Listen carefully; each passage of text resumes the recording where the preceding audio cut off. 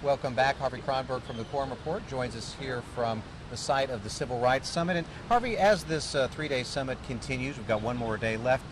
What strikes you about it, maybe given the political landscape across Texas right now? Well, there's a couple of things. One of them is very personal. When my father passed away about a decade ago, I was going through his effects, and I found his copy of the last poll tax issued in Texas in 1963.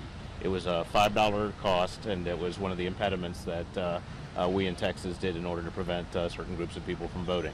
The second thing is that although Robert Cairo is not the most popular person in the Johnson family, the first portion of his book, Master of the Senate, is a 100-page dedicated to how devious folks were in creating obstacles to vote.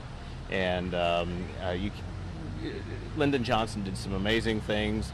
He was a flawed president, but the lasting legacies was the increasing of the franchise, and we are seeing as Bill Clinton said today, we are seeing the reduction of the franchise. Yeah, I mean, speaking of President Clinton, as you were listening to what he was saying, among the things he said, there are forces out there, as he put it, that want to, turn back the clock.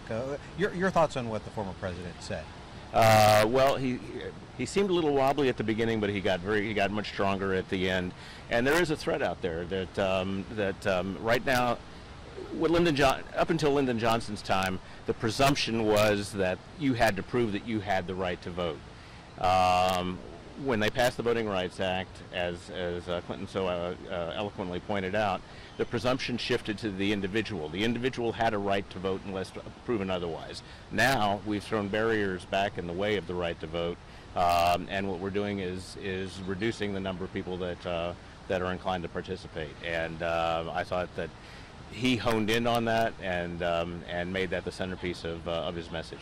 I'm going to shift a little bit now to some other politics away from civil rights for the moment, but Bill Powers, the president of UT, of course, helping to host this event, and he was available to talk. So the issue of what's going on with Regent Wallace Hall, we've had that House committee report coming out and talking about maybe why they believe he is impeachable, if you will, and asked President Powers about that, and here was his response.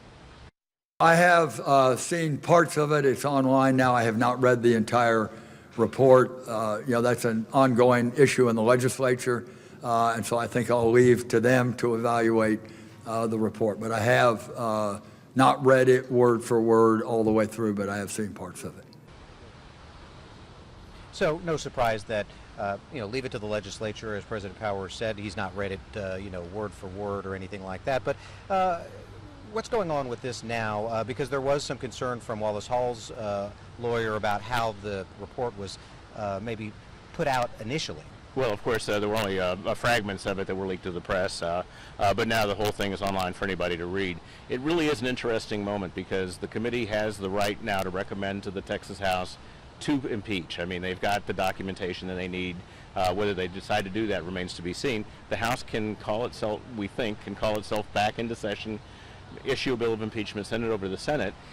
If conventional wisdom is correct and David Dewhurst loses the runoff at the end of May, suddenly he is a free agent. He doesn't have to worry about any other political forces, and he's been sympathetic to Powers in the past.